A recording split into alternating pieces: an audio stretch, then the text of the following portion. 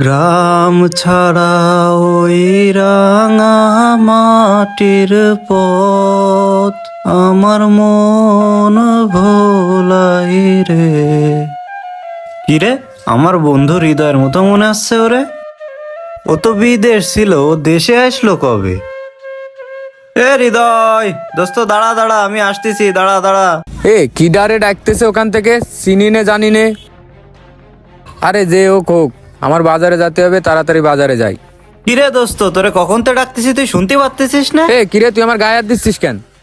বন্ধু, তোর গায়ে হাত দিছি তা কি হয়েছে? তুই আমার সাথে এরকম করতেছিস কি জন্য? তোর সাথে এরকম করবো না মানে? তোর গায়ে হাত পায়ে কি ময়লা দেখেছিস? তুই তোর ময়লা হাত দিয়ে আমার গায়ে হাত পা জড়াই ধরতেছিস, আমার গায়ে হাত পায়ে ময়লা লেগে যাবে না? কিরে দোস্ত, তোর তো মনে আছে সেই ছোটবেলার অভ্যাস এখনো যায় না, এখনো সেই আগের মতোই আছিস। তোর চোখে তো মনে হয় সমস্যা হয়েছে, আগের মতো আসি মানে? তুই একবার তোর দিকে দেখ আর একবার আমার দিকে দেখ, কোনে তুই আর কোনে আমি। আরে কি কোষ, কি দেখবো? আমরা দুই বন্ধু ছোটবেলায় যেরকম ছিলাম এখনো তো সেরকমই আছি। আরে না, ছোটবেলায় যেরকম ছিলাম সেরকম এখন নেই।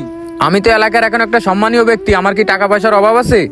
আর তুই তো নিজের দিকে দেখেছিস, তুই তো এখনো একটা কামলা। দোস্ত, কি করছিস তুই এসব? তুই আমার সাথে আর কি মারতেছিস না তো? এর কি মারবো কি জন্যি? যেটা সত্যি সেটাই তো বলতেছি। ও, তুই এখন সত্যি কথা বলতেছিস? তাহলে তুই ছোটবেলার সব কথা ভুলে গেলি? ছোটবেলায় দুই বন্ধু এই সারাটা গ্রাম জুড়ে কত কিছু করে বেড়াইছি, তোর কি কিছুই মনে নেই? তুই কি ভুলে গেছিস যে ছোটবেলায় আমরা দুইজন এই গ্রামে কত কিছু করে বেড়াইছি? কি করিনি দুইজনে একসাথে? খাওয়া দাওয়া, খেলাধুলা, ঘুম, সবকিছুই তো আমরা একসাথে করেছি। আর সব থেকে বড় কথা, তুই তো আমার ছাড়া থাকতে পারতিস না। ঠিক একই রকম আমিও ছিলাম। তাহলে আজকে বন্ধু তোর কি এমন হলো যে তুই আমার এইসব কথা বলতেছিস? কিভাবে এরকম হলো তুই যদি এখনো না বুঝিস, তাহলে তোরা কিভাবে বুঝাবো?